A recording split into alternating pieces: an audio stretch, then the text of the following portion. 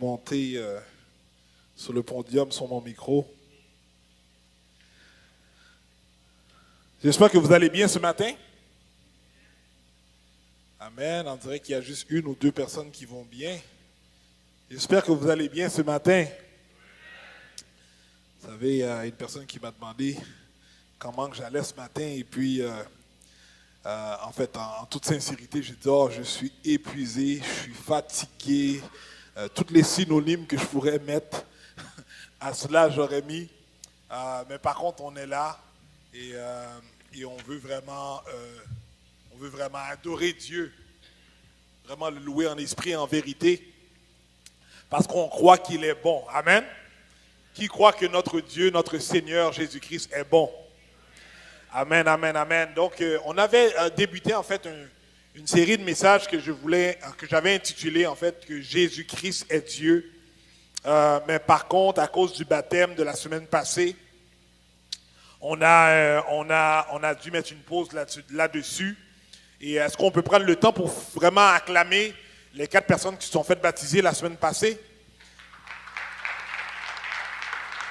Donc on est vraiment content et on se réjouit pour ces personnes-là. On les tient en prière, vraiment dans le but qu'ils puissent continuer à persévérer et rechercher Dieu. Et aujourd'hui, encore une fois, bien que pas que je me battais, mais je disais, Seigneur, j'aimerais retourner encore dans ce message, mais c'est comme si que je sentais que ça ne serait pas approprié par rapport à vraiment l'offrande des prémices, la célébration de l'offrande des prémices. Donc c'est pour cela que j'ai, à la fin, donc Dieu m'a vraiment amené vraiment dans l'enseignement par rapport à l'offrande des prémices, les dîmes, les offrandes, qu'est-ce que c'est, pourquoi, comment le faire, pourquoi on devrait le faire, etc. Donc je vais vraiment rentrer là-dessus aujourd'hui et je crois que ça va nous aider à comprendre et nous aider à être imbus lorsque nous le faisons. Parce que je crois que des fois on fait des choses juste par habitude, on le fait des fois pour bien faire, mais sans savoir exactement les raisons pour lesquelles nous le faisons. Donc aujourd'hui vraiment mon objectif c'est d'amener de l'information, de la formation, afin que Dieu puisse, le Saint-Esprit puisse nous transformer et faire en sorte que lorsque nous le faisons avec conviction, sachant ce que nous faisons et que nous comprenons que nous faisons cela pour obéir. Donc c'est un acte de foi que nous faisons. Et la Bible parle dans maître passage dans les Écritures, les bénéfices en fait de ceux qui marchent par la foi, qui devraient être l'identité intégrale de l'homme spirituel. Vous savez, pour moi, parler de l'argent, d'offrande, de dîmes, c'est en fait le sujet qui, pour moi, qui est en fait le moins intéressant. Et certainement, c'est aussi un thème dans lequel, je ne sais pas pourquoi, mais je me sens vraiment intimidé par ce sujet. Et des fois, c'est par rapport à peut-être l'interprétation dont les gens peuvent en faire. Mais par contre, j'ai compris avec le temps qu'il est en fait essentiel d'en parler puisque cela fait partie de l'activité intégrale de qui nous sommes en tant que croyants. Et tout simplement pour vous faire savoir que la question de dîme, la question d'offrande ou bien de gestion d'argent est un sujet en fait amplement traité dans la Bible. Je ne sais pas si vous le saviez, mais par contre il y a 101 versets qui parlent en fait dans la Bible, il y a 31 101 versets en totalité du début de la Bible jusqu'à la fin, et il y a 2350 versets qui parlent de l'argent. En fait, Jésus, dans son parcours sur la terre, dans son ministère, pendant les 3 ans, il a enseigné sur l'argent autant qu'il a parlé, en fait, de la prière ou de la foi.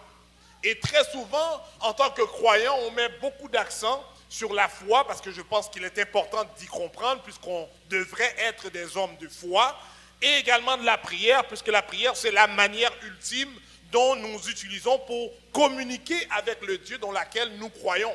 Mais on va voir que Jésus-Christ à enseigner plus sur l'argent, la gestion d'argent, comment utiliser l'argent, que de parler de la foi ou de la prière.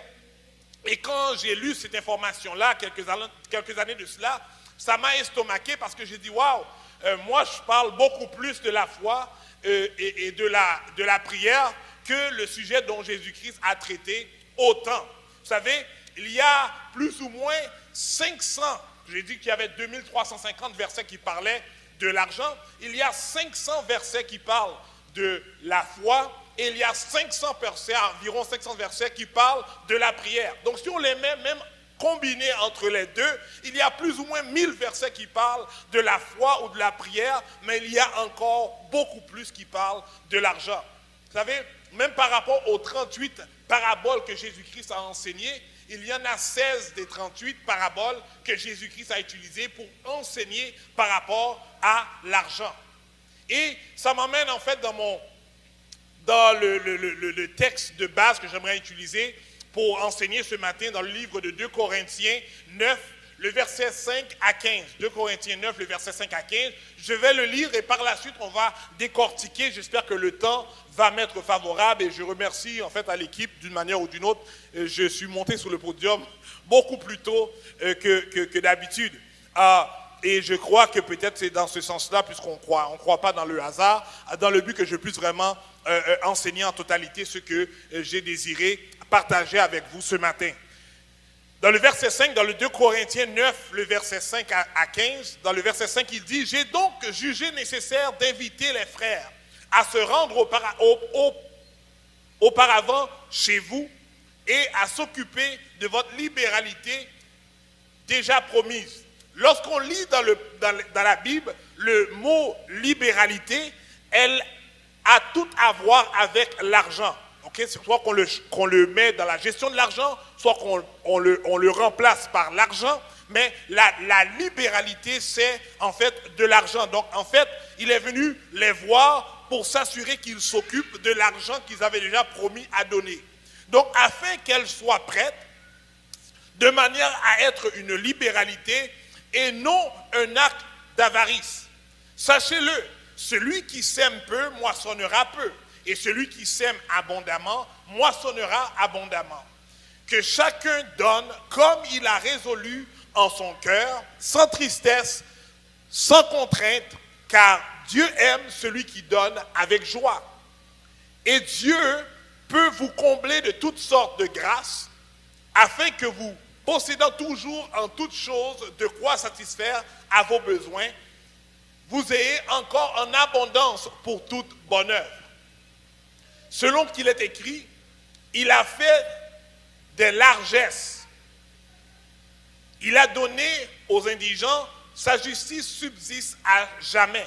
Celui qui fournit de la semence au semeur et du pain pour sa nourriture, vous fournira et vous multipliera la semence et il augmentera les fruits de votre justice. Vous serez de la sorte enrichis à tout égard pour toute espèce de libéralité qui, par notre moyen, feront offrir à Dieu des actions de grâce. Car le secours de cette assistance non seulement pourvoit aux besoins des saints, mais il est encore une source abondante de nombreuses actions de grâce envers Dieu. En considération de ces secours dont ils font l'expérience, ils glorifient Dieu de votre obéissance, de la profession de l'évangile de Christ et de la libéralité de vos dons envers eux et envers tous. Ils prient pour vous parce qu'ils vous aiment à cause de la grâce imminente que Dieu vous a faite. Grâce soit rendue à Dieu par son don ineffable. Père, en Jésus-Christ, je viens devant toi pour te dire merci, pour me donner cette opportunité, Père, de parler de ta parole, de proclamer ta parole, Père. Ta parole nous fait savoir que l'évangile, Père, elle est une puissance. Père, dans le nom de Jésus, que ton esprit puisse agir au milieu de nous et de manière puissante, Père, transforme-nous de l'intérieur, Père, jusqu'à ce que nous puissions voir les actes, Père, les fruits de l'esprit en nous, Père, dans tout ce que nous faisons à chaque jour dans notre vie. C'est dans le nom de Jésus que je prie. Amen. Vous savez, on parle aujourd'hui de la célébration d'offrande des prémices. Et l'offrande des prémices, c'est en fait, si on donne une signification à cela, c'est vraiment le don, ou bien on va offrir à Dieu, c'est ce que les gens dans la Bible faisaient dans l'Ancien Testament, ils offraient à Dieu les premières récoltes dont ils avaient après avoir semé, ils offraient cela à Dieu comme offrande, comme action de grâce, comme remerciement, comme signe en fait de foi pour dire Seigneur, je te donne mes premières récoltes, sachant que tu vas prendre soin de moi dans les jours à venir. Donc c'est vraiment ça, c'est pas un mot, comment dirais-je, farfelu ou bien un mot étrange, c'est vraiment ça. Lorsque nous parlons de prémices, on parle de premier, donc dans le mot prémices, on voit le mot premier.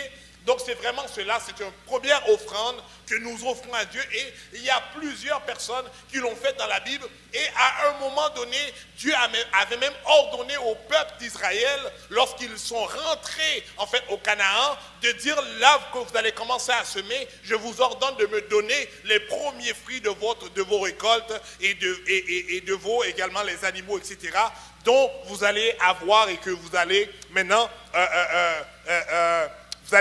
vivre de cela parce que vous êtes présentement établis dans la terre dont je vous ai promis.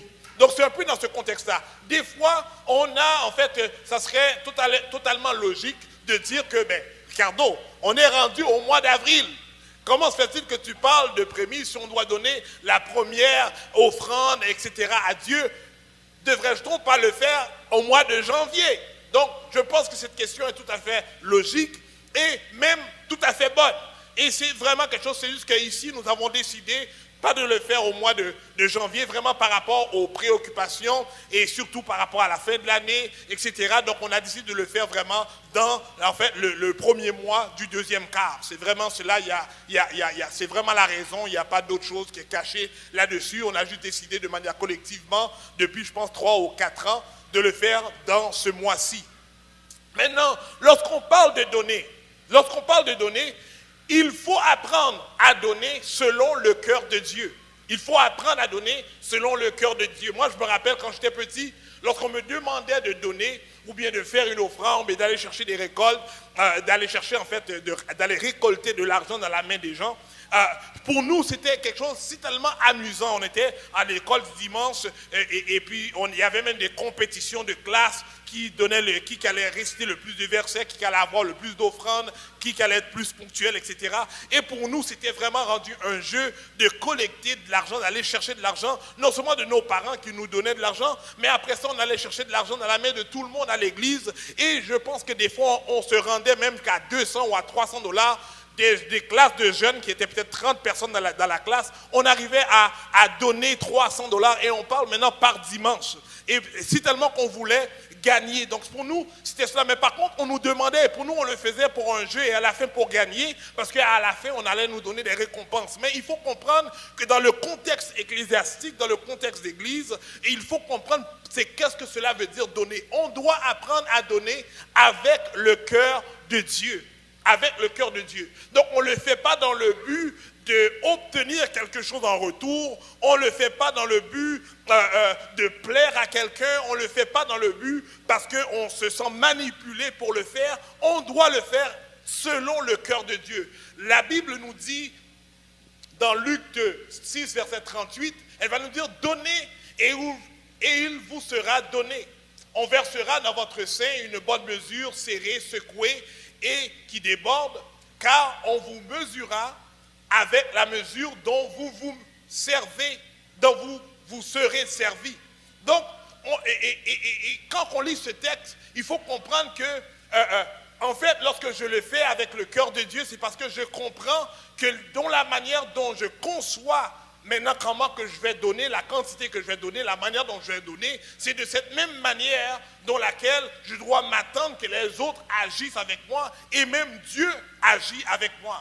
Vous savez, je pense que plus bas, peut-être dans le texte, j'ai dit que les lois de Dieu sont les mêmes dans le concept spirituel ou que ce soit naturel.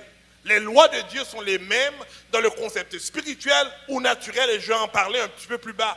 Vous savez, l'auteur de l'Épître aux Hébreux dit en conclusion de cette lettre, dans Hébreux 13, verset 16, il dit « N'oublie pas la bienfaisance et la libéralité, car c'est à de tels sacrifices que Dieu prend plaisir. » Donc on voit non seulement que Dieu nous demande de nous préparer, nous demande en fait de donner, mais également nous fait savoir que lui-même est satisfait, lui-même se réjouit, lui-même accueille ce que tu lui donnes de manière extraordinaire. Savez-vous que Dieu prend plaisir à nos offrandes et à nos dîmes? Nous devons savoir que donner à Dieu en premier lieu est une chose extraordinaire.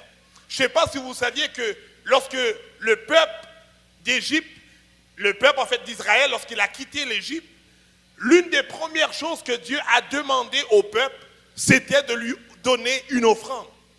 Vous savez, dans le livre de Exode 25, le verset 1 et 2, l'Éternel parla à Moïse et dit « Parle aux enfants d'Israël qu'ils m'apportent une offrande. Vous la recevrez pour moi de tout homme qui le fasse de bon cœur. » Encore une fois, on voit que, et dans plusieurs passages, on va voir que Dieu demande, Dieu requiert, et Dieu prépare les hommes à vraiment avoir ce cœur de libéralité, ce cœur comme Dieu, avoir ce désir de vouloir donner, de redonner à Dieu.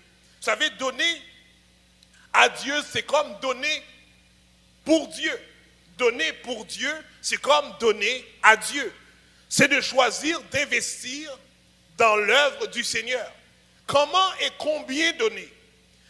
On doit donner avec foi et générosité. On doit donner avec foi et générosité. Les chapitres 8 et 9 du second épître des Corinthiens sont consacrés totalement à la question de l'argent et de l'offrande pour le royaume du Seigneur. Comment et combien donner est une question assez commune que les gens vont demander. La Bible nous renvoie donc à notre foi premièrement et nous envoie à notre libéralité et à notre cœur. Donc il y a trois choses dans lesquelles on doit savoir. Premièrement, c'est par rapport à notre foi, parce que la foi c'est une action. Deuxièmement, c'est par rapport, non seulement à notre foi, par rapport à notre générosité, donc on est ouvert à offrir ou à donner à Dieu. Et deuxièmement, c'est par rapport au cœur, donc on parle ici de l'intention. Comment donner, pourquoi donner, comment que je donne. Sachez que les lois de Dieu, que Dieu a établies, restent les mêmes dans la sphère naturelle ou spirituelle. Si vous semez peu d'une manière spirituelle, vous allez également récolter peu de manière spirituelle. Sachez-le, celui qui sème peu, moissonne peu. Et celui qui sème abondamment, moissonne abondamment. Très souvent, on le prend seulement dans le contexte monétaire. Mais de même dans le contexte spirituel, plus que tu recherches Dieu, plus que tu passes du temps avec Dieu, plus que tu vas récolter des choses spirituelles en Dieu et tu vas voir des choses qui vont se produire dans ta vie par rapport par rapport au temps que tu vas donner pour rechercher la face de Dieu. Pour voir les fruits se manifester, il nous faut donc un engagement et un acte. Un engagement et une action. Donc on ne peut pas seulement s'engager si on ne porte pas une action. Le fait de semer implique de perdre quelque chose au lieu de la consommer immédiatement.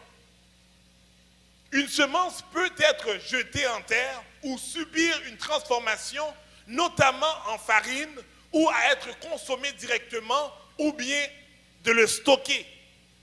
Trop souvent, au lieu de semer une semence, nous l'utilisons pour la consommer. Très souvent, lorsque la paye rentre, on l'utilise et on la consomme dans sa totalité. Mais on doit comprendre qu'il est très important, même dans le concept familial, dans le budget familial, lorsque l'argent rentre, on doit savoir qu'on doit mettre une portion de cet argent-là de côté. Donc Dieu ne demande pas seulement, ne requiert pas seulement cela dans le but du bon fonctionnement de l'Église, mais il désire également cela pour ta propre vie, pour ta propre, comment dirais-je, manière de t'épanouir de manière financière. Parce que il faut comprendre qu'on doit investir dans le but de récolter quelque chose dans le futur. Donc si tu ne sèmes pas de quoi pour ta vie personnelle de côté dans le but d'accomplir des projets futurs, donc tu ne vas jamais être en mesure de réaliser quelque chose. Et très souvent, on trouve, très souvent, au lieu de semer la semence, nous l'utilisons pour la consommer. Et Dieu nous invite à prendre une partie des ressources matérielles qu'il met à notre disposition pour les transformer en une semence, les jetant en terre, pour qu'elles produisent du fruit. Il faut que la semence meure. Autrement, il faut accepter à la perdre. Donc, si on doit prendre une semence et on doit la semer, en premier lieu, la semence doit mourir. Si on prend un fruit, on va prendre la graine ou quoi que ce soit, ou bien si on prend une fleur, elle doit mourir. Et de là, on va la mettre en terre dans le but qu'elle puisse maintenant, produire en fait du fruit. Elle va germer et par la suite porter son fruit. Mais elle doit mourir. On doit accepter cela. Et c'est de la même manière dans le concept naturel. Une mauvaise habitude du cœur, une mauvaise intention du cœur annule tout l'impact du geste que vous allez produire lorsque vous voulez donner un montant. Si notre cœur n'est pas en accord avec la pensée du Seigneur, quel que soit l'argent que nous pouvons mettre dans la corbeille, Dieu n'accepte pas de bénir de l'argent, ou bien n'accepte pas de bénir cet argent ou cette offrande, car pour lui, c'est le cœur qui importe avant tout. J'ai écouté un Reels, je ne sais pas comment on dit ça en français, un Reels dans l'Internet, et puis dans Facebook, et j'ai vraiment apprécié d'écouter cela. C'était en fait un pasteur catholique qui était en train de proclamer l'évangile, et pendant qu'il était en train de proclamer l'évangile, il parlait vraiment par rapport à la transformation, à l'évolution, où est-ce que vraiment la société elle va aujourd'hui, et il disait qu'il ne comprend pas comment se fait-il qu'aujourd'hui la majorité ou bien plusieurs églises décident d'être en fait inclusifs dans le concept de homosexualité, dans le concept du transgenre, dans le concept de soit qu'on parle maintenant de la fornication, ou bien quel que soit le type de péché. Il dit aujourd'hui, on dirait que les leaders spirituels se ferment les yeux et décident maintenant de effacer ces passages dans le texte biblique pour maintenant approuver cela. Et il dit que pour lui, il croit que les hommes de Dieu doivent être des hommes qui se tiennent sur la parole de Dieu et maintenant être en mesure de dire ce que la parole dit. Et il disait que pendant qu'il était là, il disait qu'il avait un projet de construire une église qui allait peut-être lui coûter 10 millions de dollars, ça c'est aux États-Unis. Et il disait que lui, il décide à partir d'aujourd'hui que n'importe qui peut venir à son église. Il a dit ça ne le dérange pas, quelle que soit l'identité qu'ils ont. Il dit parce qu'il croit que c'est dans ce lieu que Dieu peut les transformer. Mais par contre, il dit que si je sais que vous menez en fait une mauvaise vie ou bien vous faisiez de l'argent de manière contraire à ce que la Bible dit, etc. Il dit, lui, il préfère ne pas accepter cet argent pour pouvoir construire le bâtiment parce qu'il croit que Dieu peut pourvoir lui-même par rapport au projet futur de l'institution ou de l'église elle-même.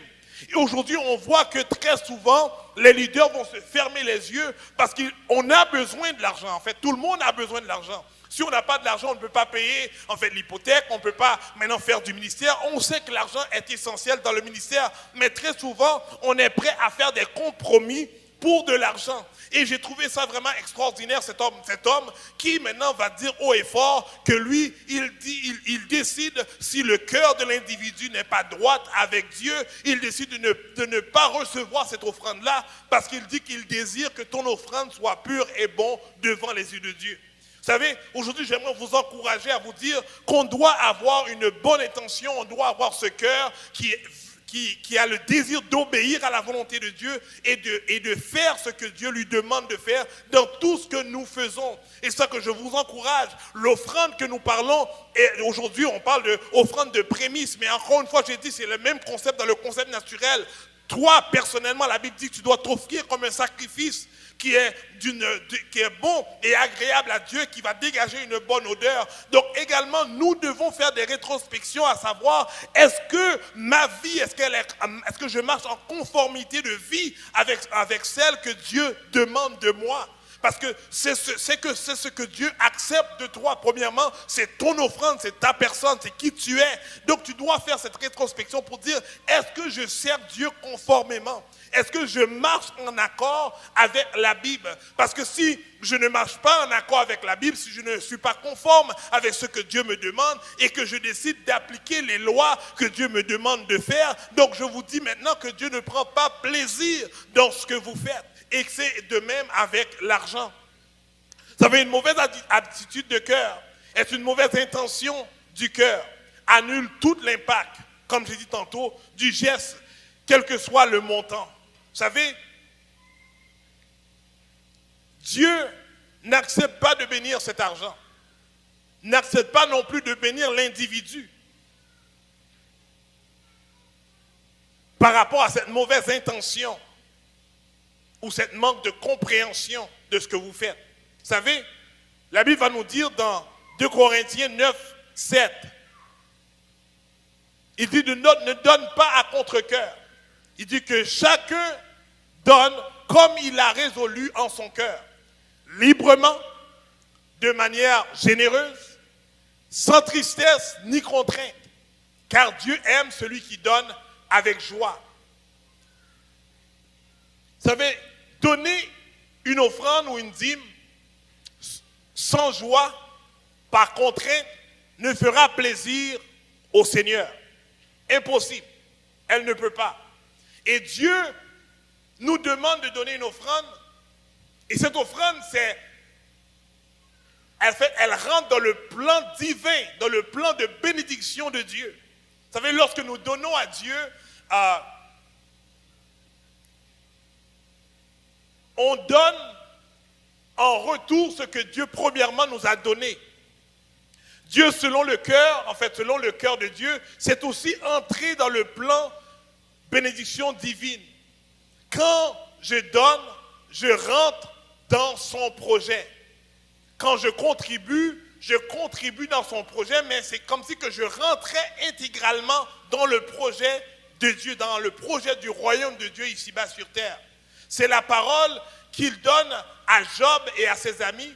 Lorsque nous donnons, il nous donne en retour.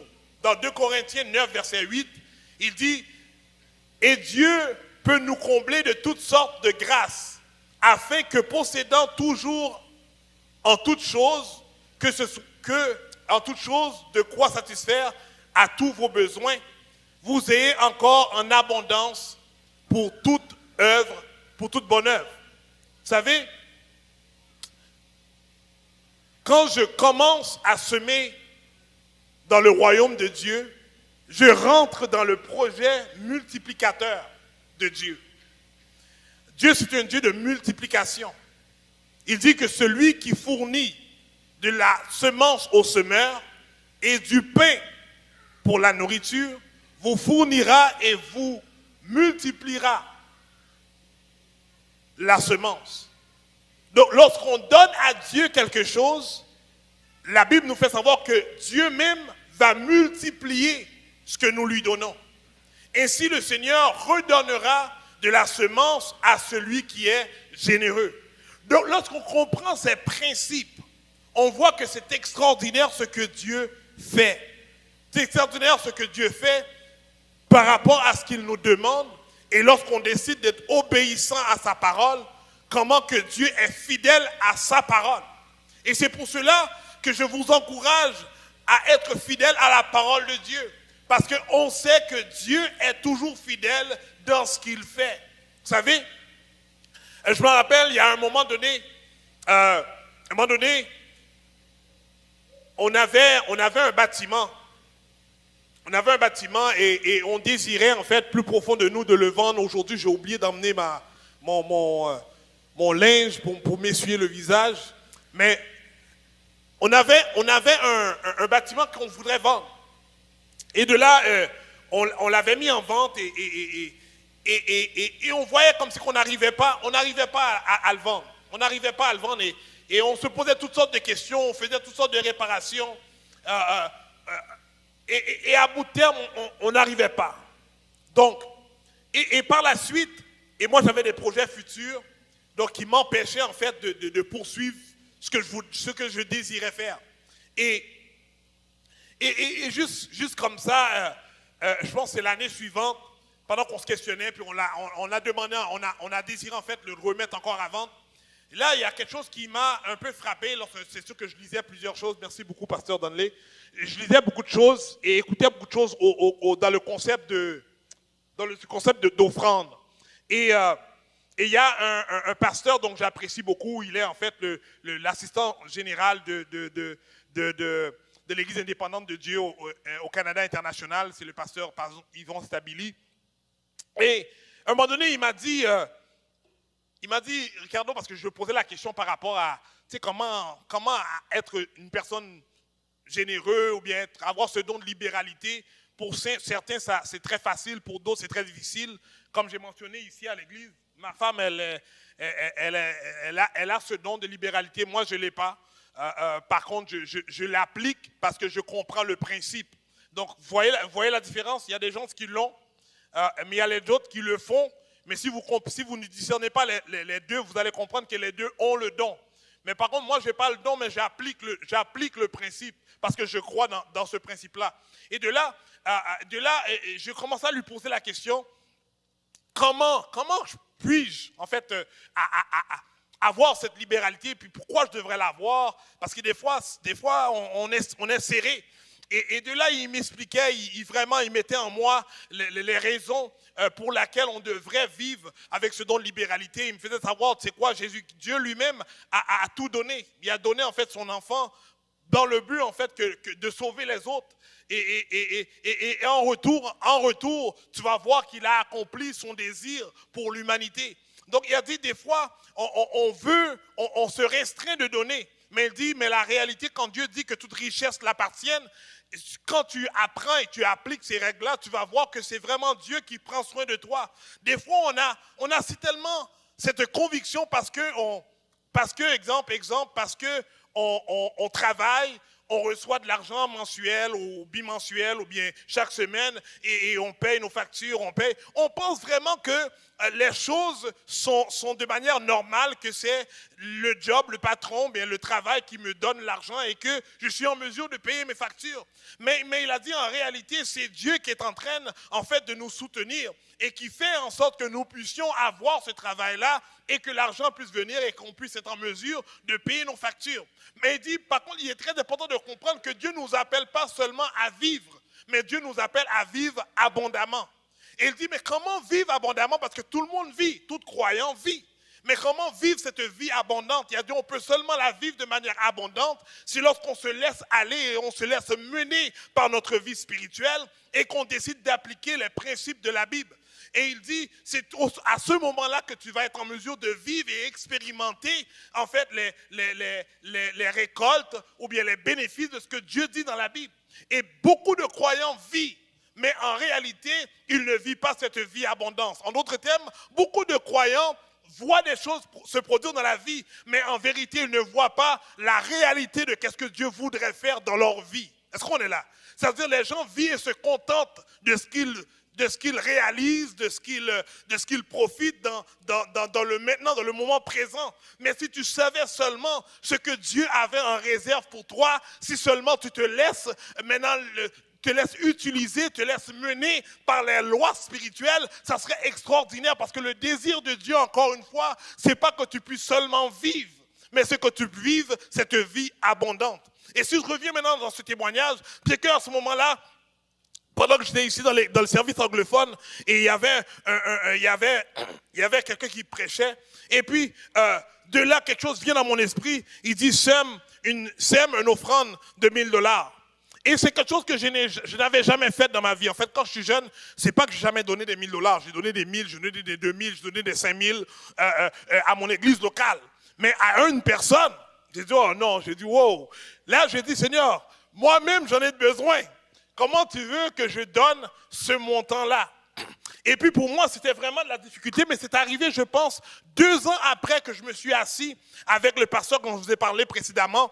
Et de là, j'ai dit, c'est quoi? Il m'avait dit ça. Et il m'a dit que quand on obéit à la parole de Dieu, et surtout lorsqu'on sème une semence, Dieu maintenant va amener une récolte dans la semence que nous désirons faire. C'est comme je dis tantôt, on doit accepter à mourir. On doit accepter à faire tuer ce que nous avons dans le but qu'elle puisse mourir. Donc l'abandonner, se détacher, de faire en sorte qu'elle ne t'appartient plus, afin que Dieu puisse travailler, lui, dans l'invisible, dans le spirituel, dans le surnaturel, afin qu'il puisse te permettre de récolter. Et de là, je ne voulais pas juste le faire sans raison. Là, je dis, mais Seigneur, j'aimerais avoir une raison. Pourquoi? Il a dit, là, j'ai compris. Il m'a dit, fais-le et tu verras ce que je vais faire pour toi. Et de là, on l'a fait.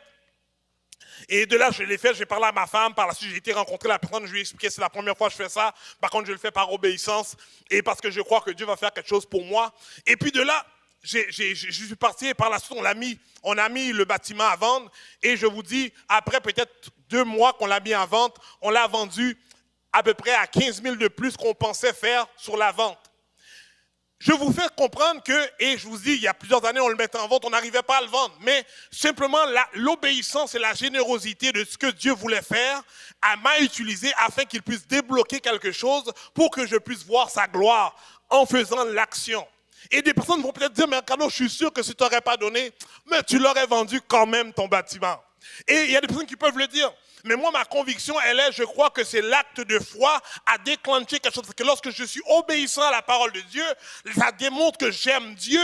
Et parce que j'aime Dieu, Dieu dit, je vais prendre soin de toi. Est-ce qu'on est là jusqu'à présent? Et je veux vous encourager aujourd'hui, parce que très souvent, moi, j'avais ce problème lorsqu'on parlait de l'argent à l'église, parce que je sentais qu'on voulait me manipuler, je sentais qu'on voulait me faire donner ce que je ne voulais pas donner. Et des fois, surtout quand ils mettaient la corbeille en avant et ils disent à tout le monde de marcher pour venir donner, j'ai dit, oh, quel truc, manipulation, parce que tu ne veux pas avoir honte, donc tu vas te mettre debout et donner contre gré, etc. Mais j'essaie de vous faire comprendre qu'on doit apprendre à donner avec notre cœur. Et à un moment donné dans ma vie, j'ai accepté de ne pas vouloir donner par rapport à ce que les autres vont voir, mais de donner par rapport à ce que Dieu me dit, ce que j'ai préparé dans mon cœur, résolu dans mon cœur, et vouloir le faire par obéissance pour plaire à mon Dieu, à mon Créateur, parce que c'est ce qu'il me demande. Et en faisant cela, comme je dis, j'ai vu la gloire de Dieu se manifester. Vous savez, donner, c'est un sacrifice.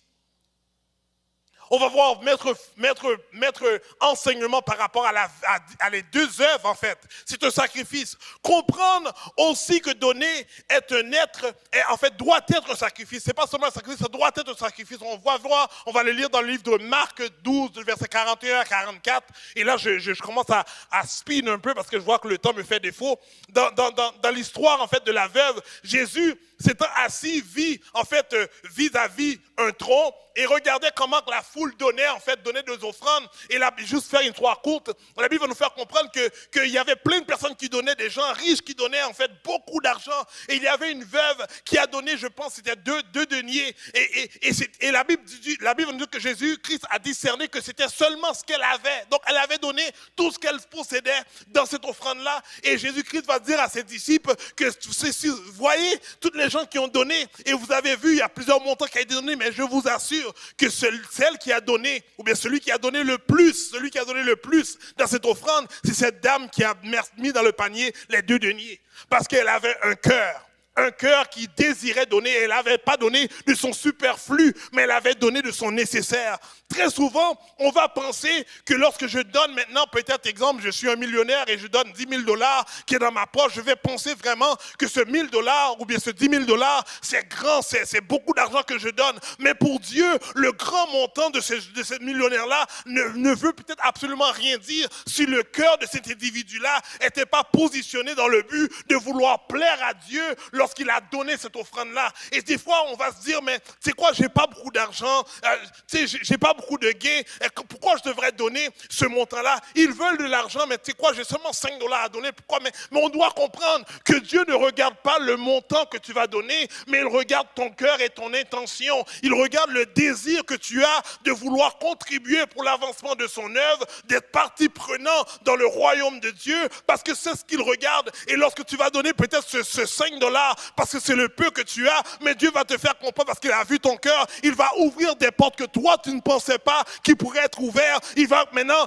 faire en sorte que tu vas vivre des bénédictions que toi, tu pensais que tu ne pourrais pas vivre, tout simplement parce que ton cœur est droit et cette volonté de vouloir obéir à la parole de Dieu en donnant de manière librement et de manière résolue dans ton cœur, pas parce qu'on t'a demandé, mais parce que tu as désiré maintenant offrir cette offrande pour plaire à ton Dieu. Et aujourd'hui, j'aimerais vous encourager maintenant d'être comme cette veuve qui veut maintenant donner à Dieu et qui veut donner ce qu'il a. Vous savez, un autre témoignage que je peux donner, j'étais une fois dans une église et je peux dire peut-être, malheureusement, on m'a demandé, dans cette circonstance, on m'a demandé de m'asseoir sur le podium. Et vous savez, lorsque vous êtes assis sur le podium, vous allez voir que tout le monde en bas peut vous voir. Et ils ont commencé à dire, on va commencer à récolter une offrande. Et moi, si vous me connaissez, c'est très rarement que j'ai de l'argent sur moi. J'ai toujours des cartes et je travaille toujours avec l'électronique ou bien au guichet. Et donc, je n'ai pas passé dans le guichet en allant de cette célébration-là. Et là, je suis assis sur la chair, là, je me dis, wow, Seigneur, on va ramasser l'offrande. Tout le monde va voir que je ne vais pas mettre de l'argent dans la corbeille. Je dis, oh non, Seigneur, pourquoi qu'on m'a demandé d'être en haut? J'aurais dû être à terre. Là, tout ça, ça passe dans ma tête. Là, maintenant, il chante la chanson. Après ça, il commence à dire, puis là, il commence à dire, on va commencer à ramasser l'offrande avec les hommes de Dieu et les femmes de Dieu qui sont sur le podium. Et là, moi, il passe des enveloppes. Là, je prends une enveloppe. Je dis, oh Seigneur, tu connais mon cœur. Et tu sais, Seigneur, que j'ai oublié d'aller dans l'interact pour sortir de l'argent. Donc, Seigneur, je vais juste plier cette enveloppe-là. Et puis, je vais le mettre dans la corbeille comme ça. Les gens vont voir que j'ai contribué. En tant qu'homme de Dieu, je ne peux pas ne pas contribuer. Seigneur, les gens ne peuvent pas voir ça. Vous savez, très souvent, on est focalisé sur qu'est-ce que les hommes voient. Mais on oublie qu'est-ce que Dieu voit. Et c'est là, j'ai eu ce combat, entends-moi, là, ça venait. Puis quelque chose m'a dit, Ricardo, tu dois être intègre dans toutes tes actions. Et c'est de là, j'ai plié cette enveloppe-là, je l'ai mis dans ma poche. Et ça a passé, je n'ai rien donné. Et vous savez, je me sentais mal. J'ai dit, oh, tout le monde a vu. Tout le monde a vu. Ah. Et je ne savais plus quoi faire. Et puis, après ça, c'est comme si pour moi, j'ai été déconnecté du service. Et la prédication est partie. Puis par la suite, ils ont terminé. Et là, j'ai donné la main à tout le monde. Et encore une fois, j'avais honte. Et j'ai dit, Seigneur, j'ai pris cette honte pour toi. Et puis, parce que je vais être honnête avec toi, pas avec les hommes. Et de là, la Bible, par la suite, mon cœur était sincère parce que je désirais donner. Et je me suis déjà dit auparavant que je donnerais toujours si je vais dans une église. Et par la suite, je me lève pour partir. Et essayer de partir, même me faufiler pour que le moins de monde me voit, me salue. Et de là, quelqu'un me dit, hey, pasteur Ricardo. Je dis, oui. Là, je reconnais l'autre pasteur. Il dit, oui, tu sais que ça fait peut-être 5 ans que je te recherche. Je dis, ah oui. Il a dit, oui, parce que tu te rappelles l'événement que tu avais fait, que tu nous avais invités. J'avais voulu semer dans ton événement. Mais il a dit, mais je ne t'ai jamais retrouvé. Voilà, je te donne l'enveloppe que je garde dans mes poches pour le moment que j'allais te rencontrer. Et c'est là qu'il m'a donné $200. Et là, pour moi, ça m'a comme marqué. Je dis, Seigneur, aide-moi à être obéissant à ta voix, plutôt qu'à ma voix. Et j'emmène ce passage-là et par la suite, j'ai appelé. Vous savez, je dis, je ne vais pas faire cette erreur-là parce que si j'avais désiré donner, si Dieu m'a donné, je dois donner à Dieu. Et de là, je me suis levé, j'ai été voir le pasteur. J'ai dit, c'est quoi, où est-ce qu'est la corbeille? J'ai dit, j'aimerais savoir où les gens sont partis avec l'argent parce qu'il faut que je sème. Puis là, il dit, mais ils ont passé tantôt, là, j'ai expliqué l'histoire bien vite. Mais je peux vous dire, j'ai reçu de l'argent, mais j'ai donné de l'argent parce que je voulais m'assurer que je donne, parce que je sais que c'est Dieu qui me donne avant tout. Et tout cela a résonné dans ma tête et c'est pour cela que je sais que lorsqu'on fait de l'argent, c'est Dieu qui permet qu'on puisse faire de l'argent. Il y a des personnes qui vont dire, mais Ricardo, moi, j'en fais pas de l'argent. Est-ce que c'est Dieu qui fait en sorte que j'en fais pas? Je ne crois pas. Je pense que Dieu nous demande de faire des choses qui est prérequis dans le but qu'on puisse avoir de l'argent. Et si tu veux avoir plus d'argent, il y a d'autres choses que tu dois faire comme prérequis pour avoir plus d'argent. Est-ce qu'on est là jusqu'à présent? Et je crois cela. Je dis à mes enfants, moi je crois à l'éducation. J'ai dit, je pense que celui qui n'étudie pas, va terminer le secondaire, va faire un 45 000, un 50 000 dans un travail. Wouhou, c'est bon. J'ai dit, mais si tu étudies, tu vas faire ton DEC. J'ai dit, après ça, si tu vas faire maintenant ton baccalauréat, celui qui va faire le 50 000, après 3 ans ou 4 ans, là, tu vas faire 300 000 $. J'ai dit, si tu décides de faire ta maîtrise, ben, tu vas faire peut-être 150 000, 200 000 $. J'ai dit, mais si tu décides seulement de rester avec ton secondaire, mais tu vas maintenant te contenter seulement avec ton 50 000. Et c'est pour ça que je vous encourage, tout le monde à faire ce que vous devez faire dans le but, si vous désirez avoir plus. Encore une fois, c'est par rapport à ce que vous désirez. Mais tout ça pour vous faire comprendre que nous faisons des choses, on offre de l'argent, on donne, on contribue à Dieu. C'est pas par rapport à ce que les hommes vont voir, c'est pas par rapport à ce que les hommes vont dire. On doit le faire par rapport à ce qu'on a résolu en nous-mêmes, notre relation qu'on a avec Dieu, ce qu'on s'est entendu avec Dieu pour dire, Seigneur, voici ce que je désire te donner dans cette offrande. Aujourd'hui, j'aimerais vous encourager. Donner ne dépend pas de ce que nous avons, de ce que nous possédons, mais elle dépend du cœur. Par rapport au petit que vous avez, Dieu prend plaisir dans c'est ce que vous avez décidé à lui donner, à lui offrir. Dieu nous invite à prendre une partie des ressources matérielles qu'il met à notre disposition pour les transformer en semences et en les jetant à terre pour qu'elles produisent du fruit. Il faut que la semence meure. Autrement dit, il faut accepter à la perdre.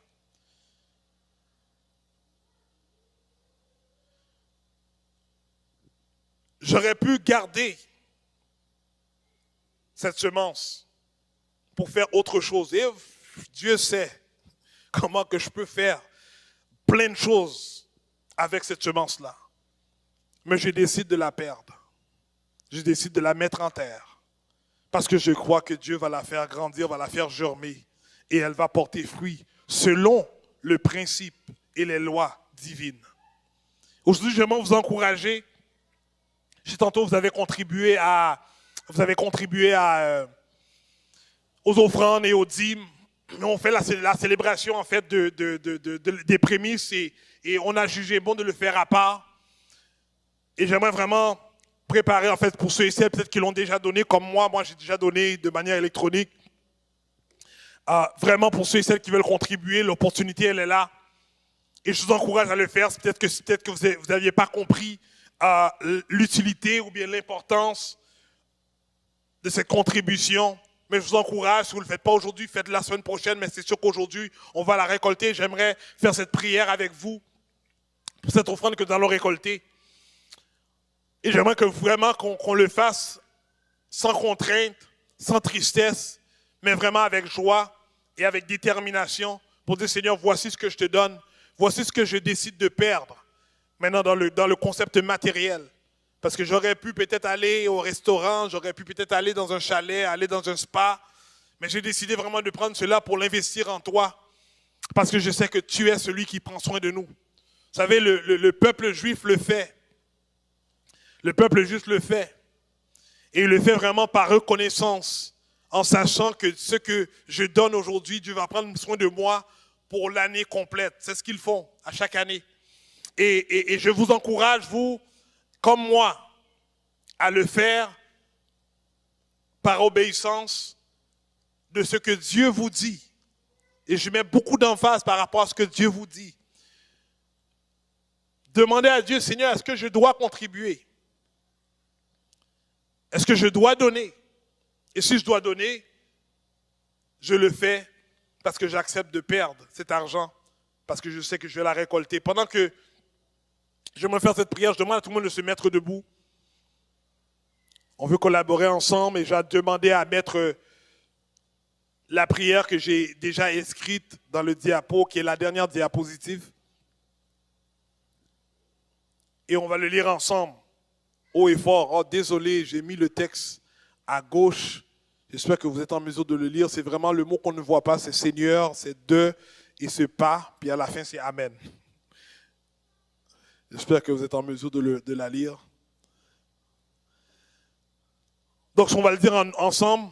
Et pardonnez-moi pour ceux qui ont l'habitude de prier les yeux fermés. Donc, je demande de garder les yeux ouverts pour pouvoir le lire avec moi. Et à la gloire de Dieu. Seigneur, je l'abandonne. Je te la donne. Je te la confie avec une vision de foi et de générosité. Je suis convaincu que tu es le Dieu qui multiplie. Pas simplement pour moi, mais avant tout pour toi, pour ton royaume. Amen. J'aimerais vraiment dire merci à tous ceux qui ont contribué, ceux qui vont contribuer. Et je vous encourage à ceux qui seront inscrits de ne pas oublier, il y a le dîner cet après-midi, après le service anglophone, où est-ce qu'on va célébrer, que ça se fait dans le sous-sol. Et peut-être la dernière annonce que j'aimerais faire, et je suis désolé parce que j'ai omis de le faire pendant les 2 dernières semaines, c'est que la fin de semaine prochaine, il va y avoir en fait la convention régionale de l'Église de Dieu ici dans ce bâtiment, dans notre église. Ils ont décidé d'utiliser ce lieu pour le faire. Donc, je vous encourage à venir. Je sais que je l'ai posté dans Facebook. Je vais le mettre dans le chat, dans le chat de WhatsApp que nous avons. Mais pour ceux et celles qui sont intéressés, le vendredi soir, ils vont le faire, le service ici à partir de 7h. Le samedi matin, il n'y a rien, je crois, mais c'est le samedi après-midi qu'il y a en fait une rencontre pour les femmes. Le samedi après-midi, il y a une rencontre pour les femmes. Et le samedi soir, ça va être un service de jeunes. Ça va être pour les jeunes. Il va y avoir un concert ici qui va se faire à l'église avec différents artistes. Non seulement d'ici, oui. Ça va être différents artistes. Il y a une chorale, Jara Chorale qui va être ici. Différents artistes qui sont connus à Montréal et peut-être à l'est du Canada qui va être là. Donc, je vous encourage vraiment à d'y être. On parle de concert pour les jeunes. On appelle ça un afterglow. Mais toute l'église est invitée à venir participer. Et également, ça va prendre fin le dimanche soir à partir de 7h également ici. Donc, je vous encourage à venir si vous n'avez pas des choses déjà planifiées dans vos calendriers, d'être présent et de participer dans cette convention régionale. Ça fait longtemps qu'il n'y en a pas eu. Donc, cette convention régionale de l'Église de Dieu du Canada qui va se faire en fait ici à la gloire de Dieu. Et j'aimerais juste prier pour vous pour terminer. Père Céleste en Jésus-Christ, je dis merci parce que tu es bon. Merci parce que tu es fidèle. Merci parce que tu es merveilleux. Merci, Père, de te forcer parce que tu es fidèle à ta parole. Et merci, Seigneur, parce que ton esprit nous transforme et nous aide à nous conformer, Père, à nous aligner selon les principes de ta parole. Je prie, Père, de te forcer que tu puisses bénir ton peuple. Père, que tu puisses les garder, les préserver. Que tu puisses, Père, de te forcer les aider, Père, de te forcer à vivre une percée, Père, en année 2023. Je prie, Père, de te forcer que les portes puissent s'ouvrir pour eux. Je prie, Père, de te forcer pas que les défis puissent être relevés. Père, de te forcer, je prie, Père, de te forcer une abondance de vie en eux. Père, parce que tu es un Dieu fidèle et un Dieu bon. C'est dans le nom de Jésus que je prie. Amen. Passez une excellente journée. Je vous aime. Vous écoutez le Centre de Résurrection, un endroit qui donne la capacité à tout le monde d'aimer, de connecter et de servir.